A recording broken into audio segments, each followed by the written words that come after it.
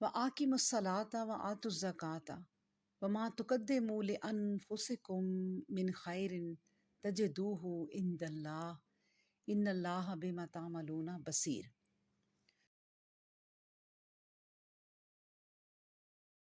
البقرہ۔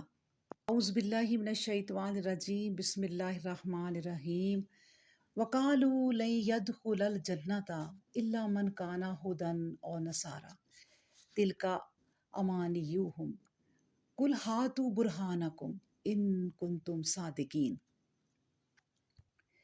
وَقَالُوا، اور انہوں نے کہا، لن ہرگز نہیں، يَدْخُلَ داخل ہوگا، الجنت جنت میں، الا مگر من وہ جو، کانا ہو ہودن یہودی، او یا نصارہ نصرانی، تلکا یہ امانیہم تمنائیں ہیں ان کی، کل کہہ دیجئے ہاتو لے آؤ برہانکم دلیل اپنی، ان کنتم اگر ہو تم صادقین سچے۔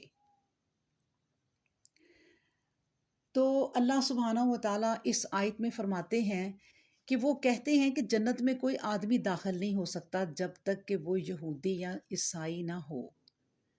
یہ ان کی امنگیں اور آرزویں ہیں۔ تم ان سے برملا کہو کہ اگر تم سچے ہو تو ثابت کرو اور بتاؤ کہ تمہارے اس دعویٰ کی دلیل کیا ہے۔ اللہ اکبر۔ اب دیکھیں، کیا جنت حاصل کرنے کے لیے کسی گروہ کا قلادہ پہننا ضروری ہے؟ ذرا سوچیں۔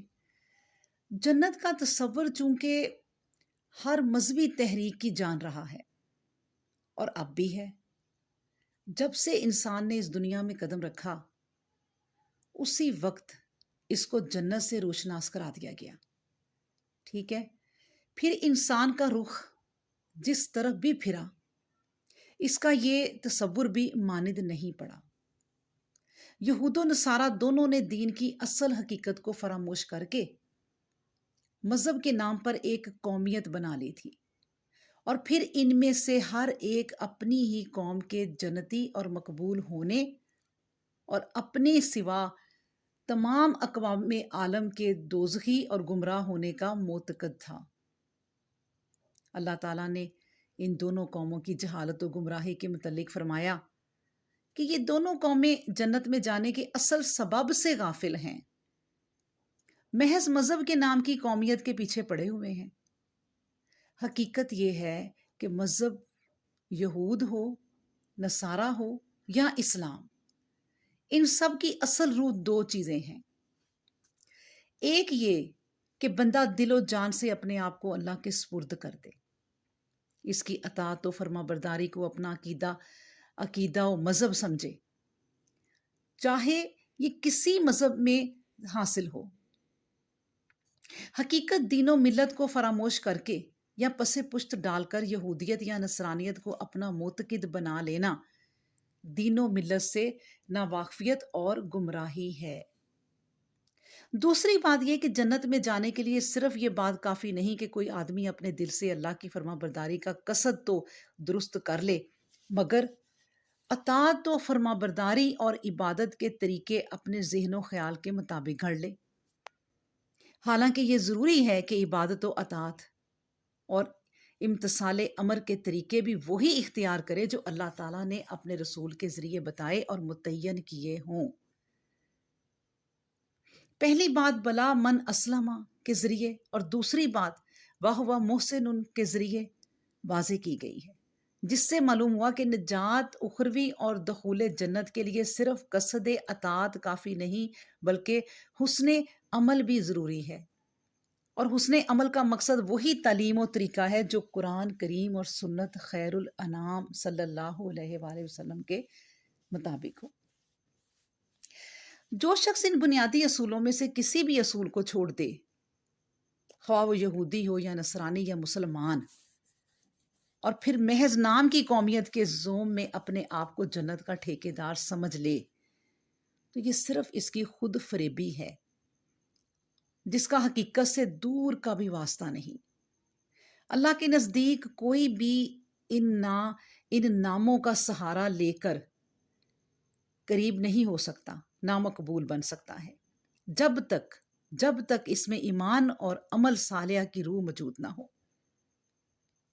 پھر اصول ایمان تو عدلنے بدلنے والی چیز نہیں تھی، نہ وہ پہلے بدلے نہ اب بدلے گے، لہٰذا وہ اصول ہر شریعت کے زمانے میں مشترک و یکساں رہے ہیں۔ البتہ عمل صالحہ و مقبول کی شکل و صورت کچھ عدلتی بدلتی رہی ہے۔ دیکھیں، تورات کے زمانہ میں عمل صالحہ وہ سمجھا گیا جو حضرت موسیٰ علیہ السلام اور تورات کی تعلیم کے مطابق تھا، ٹھیک ہے۔ انجیل کے دور میں عمل صالحہ یقیناً وہی تھا جو حضرت عیسیٰ اور انجیل کی تعلیم کے مطابق تھا، اور اب قرآن کریم کے زمانہ میں وہی عمل صالحہ کہے جانے کے قابل ہے جو نبی کریم صلی اللہ علیہ وآلہ وسلم کے فرمان اور ان کی لائی ہوئی کتاب کی ہدایت کے مطابق ہوگا، ٹھیک ہے۔ ہاں، اب قیامت تک اس کی صورت یہی رہے گی، وہ کبھی نہیں بدلے گا، کیونکہ رسالت و نبوت کا دروازہ بند ہو گیا، اور اس راہ کے سوا کسی اور راہ سے آنے والا عمل صالحہ نہیں ہو سکتا، ٹھیک ہے۔ دوسری بات کہ جنت کا مدار کسی کی آرزوؤں پر نہیں ہوتا۔ یہود کی صدا یہ تھی کہ یہودیوں کے سوا کوئی جنت میں داخل نہیں ہوگا، اور عیسائیت کی صدا یہ تھی کہ جنت کے داخلہ کے لیے عیسائی ہونا ضروری ہے، اور پھر یہ کہ عیسائی اس کو کہا جائے گا جو کفارہ کا مذہب اختیار کرے گا۔ ان دونوں گروہوں کے اس قول کو امانی یعنی آرزو یا دعوی باطل قرار دیا، لیکن کسی زور سے نہیں، صرف کہہ دینے سے بھی نہیں، بلکہ ان دونوں سے ان کے دعویٰ پر دلیل طلب کی۔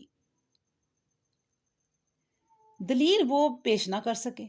ان کو کہا گیا کہ اسلام جس سچائی کا نام ہے، اس میں تو کوئی دعویٰ بغیر دلیل کے قبول نہیں ہوتا۔ اسلام جو دعویٰ کرتا ہے اس پر دلیل پیش کرتا ہے، اور اسی طرح کوئی بھی دوسرا جب اسلام کے مقابلہ میں اپنی سچائی بیان کرتا ہے تو وہ اس سے اس سچائی کی دلیل طلب کرتا ہے۔ تم دونوں جنت کے دعویٰ دار ہو، لیکن قومیت کے سہارے سے اسلام پوچھتا ہے کہ اس کی دلیل تمہارے پاس کیا ہے؟ لیکن تورات نے کہاں یہ بتایا ہے کہ نجات یہودیت کے لیے خاص ہے، اور اسی طرح وہ عیسائیوں سے کہتا ہے کہ انجیل میں کہاں یہ عقیدہ تحریر ہے کہ نجات کے لیے عیسائی ہونا لازم ہے، اور عیسائی کی نشانی یہ کہاں ہے کہ وہ کفارہ کو تسلیم کرے۔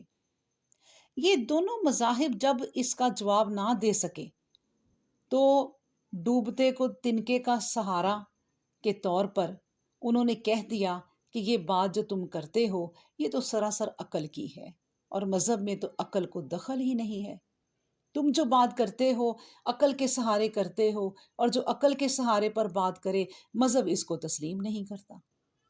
اسلام اگر عقل کا سہارا لیتا ہے تو ہم اسلام کو کوئی مذہب ماننے کے لیے تیار نہیں۔ اس لیے مذہب صرف دو ہی ہیں، یہودیت یا عیسائیت، جو عقل کے سہارے سے آزاد ہیں۔ اللہ اکبر۔ اسلام کہتا ہے کہ مذہب دعویٰ کا نام نہیں بلکہ طریقہ عمل کا نام ہے، اور جنت میں وہی داخل ہوگا جو اس طریقہ عمل کو اختیار کرتا ہے جو جنت تک پہنچانے والی ہے۔ اسی طرح اسلام نے ایک مسلمان کو تو یہ سمجھایا کہ نیرا دعویٰ اسلام بھی جنت تک نہیں پہنچتا جب تک کہ وہ اس طریقہ پر چلنے کے لیے پورا زور نہ لگائے جو اسلام نے بتایا ہے، اور دوسرے لوگوں کو یہ سمجھایا کہ وہ طریقہ عمل جو اللہ تک پہنچتا ہے وہ تم میں باقی نہیں رہا، لہٰذا تمہارا مذہبی دعویٰ ہی سراسر باطل ہے۔